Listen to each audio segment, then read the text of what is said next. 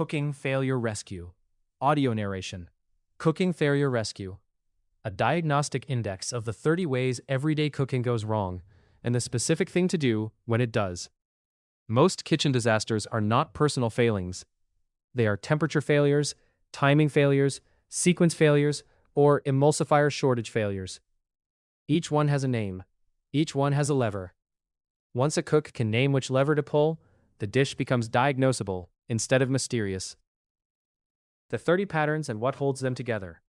The index covers 30 failure clusters drawn from over 2,000 mistakes documented across more than 400 recipes.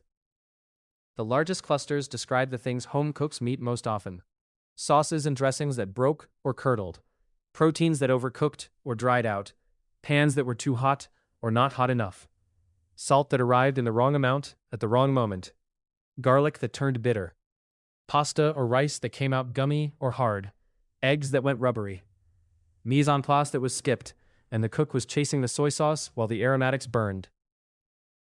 What these failures share is structure. A sauce does not break because of bad luck. It breaks because the fat was added too fast for the emulsifier to absorb, or because the temperature passed the coagulation point of egg yolk, or because the dairy met an acid without buffering. A protein does not dry out because the cook is careless. It dries out because lean cuts pass through their working window in seconds, and the difference between juicy and dry is a few degrees of internal temperature. How the diagnostic works. The page is organized so a cook with a problem can find the failure that matches what just happened, and read the fix without reading the rest. There is no narrative arc to climb. Each cluster has the same anatomy: a name for the failure, a one-paragraph summary of why it happens, and then a list of real recipes from this site, where the same pattern shows up. Take a broken emulsion. The summary explains that emulsions, custards, dairy-based sauces, and butter sauces break when the temperature swings too far, or the fat is added too fast. The fix is patience. Lower the heat, add the fat in a thin, steady stream while whisking, or rebuild with a fresh yolk or a fresh dairy base. The same logic governs a hollandaise that broke, a vinaigrette that separated, and a cream soup that curdled when the lemon went in too early. 3 different dishes, 1 diagnostic. Or take a thin sauce. The summary names 3 causes: too much liquid, not enough reduction time, or a roux that was not cooked long enough. The fix is to simmer uncovered to evaporate, or to finish with a small slurry of cornstarch, kuzu, or beurre manier. The cook does not need to remember the chemistry. They need to know which question to ask first. Why the failures cluster the way they do. The clusters are not arbitrary. They reflect how cooking actually fails at home. Heat appears in 2 opposite forms. Heat too high, where the surface browns before the inside cooks. Heat too low, where the pan never gets hot enough to drive off moisture, so food steams instead of browns. Both produce a disappointing dish, but the fixes are mirror opposites. Recognizing which one happened is the first move. Salt failures cluster around timing rather than amount. The dish was salted late, so the inside tastes flat and the surface tastes sharp.